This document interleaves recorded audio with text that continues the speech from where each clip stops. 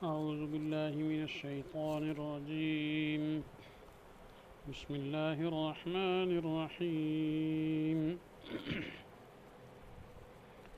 يا بني إسرائيل اذكروا نعمتي التي أنعمت عليكم وأني فضلتكم على العالمين واتقوا يوما لا تجزي نفس عن نفس شيئا ولا يقبل منها عدل ولا تنفعها شفاعة ولا هم ينصرون. صدق اللہ العظیم. ترجمہ یہ ہے: اے بنی اسرائیل، یاد کرو میری وہ نعمتیں جو میں نے تم پر کی تھیں، اور میں نے تمہیں فضیلت دی تھی تمام لوگوں پر، اور ڈرو اس دن سے کہ کوئی کام نہ آوے کسی شخص کا ذرا بھی، اور نہ قبول کیا جاوے گا اس کی طرف سے بدلہ، اور نہ کام آوے اس کو سفارش، اور نہ ان کو مدد پہنچے۔ تو یہ آیات یہاں ذکر کی جا رہی ہیں دو، لیکن اسی قسم کے مضمون تقریباً پہلے بھی گزر چکا ہے۔ چونکہ بنی اسرائیل سے پہلے خطاب ہوا 2 دفعہ، یا بنی اسرائیل پہلے بھی گزرا ہے، اب یہ تیسری دفعہ یا بنی اسرائیل ہے۔ لیکن پہلے جو ہے بنی اسرائیل کو اللہ تعالیٰ نے یا بنی اسرائیل کے ذریعے انعامات یاد دلائے تھے، پھر دوبارہ یا بنی اسرائیل اس کے بعد اذکروا نعمتی التی، جیسے یہاں آ رہا ہے وہاں بھی آیا تھا کہ نعمتیں یاد دلانے کے بعد ان کے کو ڈرایا بھی گیا تھا، پھر اس کے بعد ان کی خباثتوں کا تذکرہ تھا، ان کے آباء و اجداد کی جو انبیاء کے ساتھ سلوک اس کے تذکرے تھے، تو تفصیل کے ساتھ سارا کچھ ذکر ہو چکا کہ تم نے یہ کیا یہ کیا یہ کیا، جیسے تفصیل پیچھے ہم نے عرض کر دی ہے۔ تو اب آخر میں پھر یا بنی اسرائیل اذکروا نعمتی التی، اسی طرز کا ان آیات کی تفسیر وہی ہے جو پہلے گزر چکی ہے،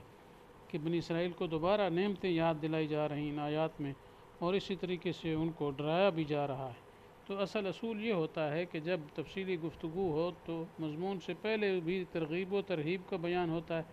تاکہ آئندہ جو کچھ بیان ہوگا اس کو کیا ہے توجہ سے سنیں اور اس پر عمل کریں، اور جب پورا بیان ہو جائے تو پھر آخر میں بھی ترغیب و ترہیب ہوتی ہے۔ تو یہ در حقیقت یہاں بھی ترغیب و ترہیب ہے، کیونکہ بنی اسرائیل کے متعلقہ جو چیزیں ذکر ہونی تھی وہ ہو چکی، وہ یہاں تک ختم ہو رہی ہیں۔ یہ آخر میں پھر دہرا دیا گیا ان 2 آیتوں کو تھوڑی سی تبدیلی کے ساتھ، لیکن مضمون وہی ہے کہ نعمتیں یاد دلائی جا رہی ہیں، اور اس طریقے سے ان کو دن آخرت سے، یوم آخرت سے ڈرایا جا رہا ہے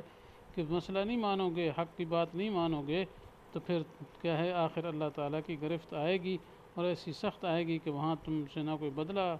قبول کیا جائے گا، نہ کسی کی سفارش آئے گی، نہ کسی کی مدد ہوگی۔ تو وہ اللہ کی گرفت سے کون بچا سکتا ہے؟ اس لیے آخر میں پھر بطور خلاصہ کہ ان کو ڈرایا دھمکایا جا رہا ہے، اور ساتھ ساتھ رغبت بھی دلائی جا رہی ہے تاکہ مان جائیں۔ تو یہاں تک یہ پہلا حصہ تھا جس کی ابتدا اصل میں الف لام میم سے ہوئی تھی، ابتدا میں تمہید تھی، پھر اس کے بعد یا ایھا الناس اعبدوا سے اصل دعوی توحید کا ذکر تھا۔ اب اس کے بعد وَإِذِ ابْتَلَىٰ ابراہیم جو آ رہا ہے، اس میں در حقیقت اس بات رسالت کا بیان شروع ہو رہا ہے۔ تو گویا رسالت کے متعلق اور آپ صلی اللہ علیہ وسلم کے رسالت کا بیان، پھر اس کے متعلقات کا بیان وہ ہوگا۔ تو بنیادی طور پر آگے جو آ رہا ہے وہ انشاءاللہ تفصیلی بیان تو بعد میں ہوگا۔ اس کا خلاصہ یہ ہے کہ ابتدا میں تمہید ہے وَإِذِ ابْتَلَىٰ ابراہیم سے، پھر اس کے بعد آپ صلی اللہ علیہ وسلم کی رسالت کی 2 دلیلیں پیش کی گئی ہیں، پھر اس کے بعد آخر میں آپ صلی اللہ علیہ وسلم کا جو اصل کیا ہے پروگرام ہے، یعنی توحید کا بیان، اس پر ایک دلیل عقلی تفصیلی آ رہی ہے۔ تو اس کے بعد المتقون تک جو ہے اولئک هم المتقون تک یہ دوسرا حصہ ختم ہوگا، پھر اس کے بعد دوسرے مسائل آئیں گے۔ تو جو 2 دلیلیں پیش کی گئیں اس کے لیے ابتداً یہ بات ذہن میں رکھیں کہ آپ صلی اللہ علیہ وسلم جس زمانے میں مبعوث ہوئے، آج سے 1400 سال پہلے، اس وقت عرب کی حالت یہ تھی کہ 3 قسم کے لوگ تھے۔ ایک تو مشرکین عرب تھے جو بالکل جاہل تھے، ان کو کسی چیز کا اور پتہ نہیں تھا، بس آباء و اجداد کے دین پر چلتے تھے، لیکن ان کا دعویٰ یہ تھا کہ ہم دین ابراہیمی پر چلتے ہیں، بڑے دعوے دار تھے، ہم ابراہیمی ہیں۔ اور صرف دعوے دار ہی نہیں تھے، کچھ باتیں حضرت ابراہیم علیہ السلام کے زمانے کی ان کو اندر پائی بھی جا رہی تھیں، اگرچہ انہوں نے کچھ گڑبڑ کر رکھی تھی، اصل شکل نہیں تھی، پھر بھی کچھ نہ کچھ باتیں کرتے تھے۔ مثلا حج کرتے تھے، مشرکین مکہ اور آس پاس کے جاہل مشرک حج بھی کرتے تھے، اگرچہ حج کے اندر معاملات میں گڑبڑیشن کر رکھی تھی، عرفات میں نہیں جاتے تھے، خاص کر کچھ لوگ جو اپنے آپ کو حمص کہتے تھے کہ ہم تو حرم کے خاص پاسبان ہیں، ہمیں باہر نہیں جانا چاہیے، اور دوسرے لوگ جاتے تھے۔ اسی طریقے سے وہ ختنہ وغیرہ بھی کرتے تھے، تو یہ بھی ابراہیم علیہ السلام کے زمانے سے چلا آ رہا تھا ختنہ کی سنت۔ وہ تو یہود بھی کرتے تھے،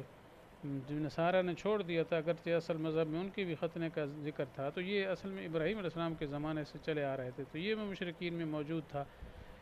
لیکن انہوں نے پھر کیا ہے، حضرت ابراہیم اور حضرت اسماعیل علیہ السلام کی محبت میں غلو بہت زیادہ کر ڈالا تھا، حتیٰ کہ ان کی مورتیاں بنا کر بیت اللہ میں رکھ دی تھیں اور ان کی عبادت کرتے تھے، ان کو حاجت روا مشرق کلکشا سمجھتے تھے، عالم الغیب سمجھتے تھے اور غیبانہ پکارا کرتے تھے، تو یعنی شرک ان کے اندر آ گیا۔ یعنی غلو جب محبت میں آ جاتا ہے تو پھر بعض دفعہ اس کا نتیجہ شرک تک پہنچ جاتا ہے، تو اس لیے انہوں نے یہ غلو کر رکھا تھا۔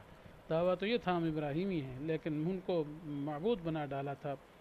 تو یہ خرابی مشرکین مکہ میں تھی۔ اور اس طریقے سے عیسائی اور یہودی وہ بھی یہ دعویٰ کرتے تھے کہ ہم بھی ابراہیمی ہیں، ہم بھی ملت ابراہیمی پر ہیں، اور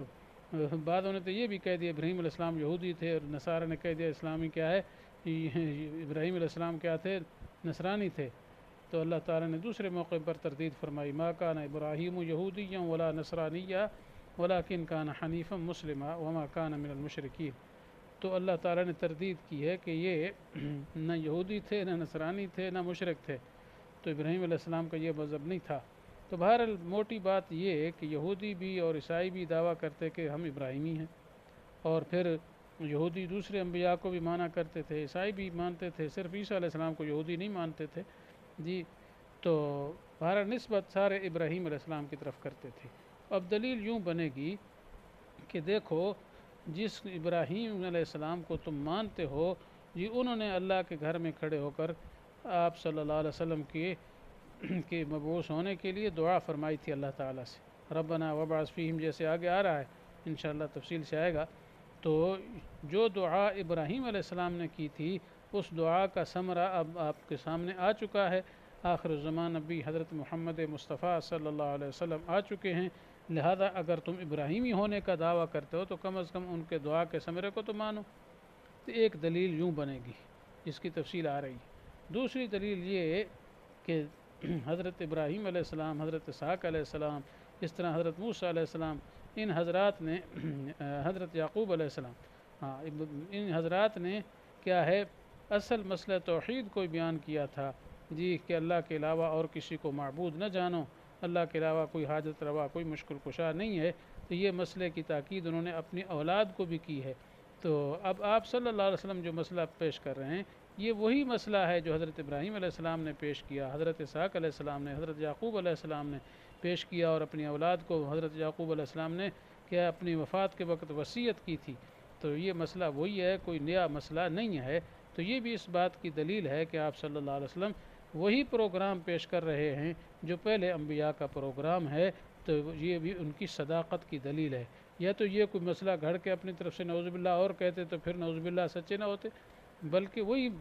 دین، وہی اصل احکام اور اصل جو کیا ہے دین کا ہے وہی پیش کر رہے ہیں، تو یہ دوسری طریقے سے کیا ہے دلیل بن جائے گی۔ تو اس طریقے سے یہ دلائل آنے والے ہیں، اور اس کے علاوہ تحویل قبلہ کا مسئلہ بھی آ رہا ہے، تو اس کے لیے بھی یہ تمہید ہے کہ آپ صلی اللہ علیہ وسلم کا جو قبلہ بیت اللہ کو بنایا گیا ہے، تو اس کی وجہ یہ ہے کہ ابراہیم علیہ السلام نے اس کو تعمیر کیا تھا۔ تو جب ابراہیم علیہ السلام کا تعمیر کردہ یہ کعبہ ہے، تو تم بھی ابراہیمی ہونے کا مدعی ہو، تو تمہیں بھی کیا ہے اس قبلے کو بھی تسلیم کرنا چاہیے، اور ساتھ ساتھ قبلہ والا نبی، یعنی جو نبی القبلتین ہیں، ان کو بھی تسلیم کرنا چاہیے۔ تو اس طریقے سے آپ صلی اللہ علیہ وسلم کی رسالت جو ہے اس سے ثابت ہوتی ہے۔ تو بہرحال یہ مضمون بعد میں آنے والے ہیں، انشاءاللہ تفصیل سے بعد میں گفتگو کریں گے ہر آیت پر بھی، اور اس کے آیت کے جو مضامین ہیں اس پر بھی انشاءاللہ گفتگو ہوگی جی۔ تو بس آج اتنا ہی، وآخر دعوانا ان الحمد للہ رب العالمین۔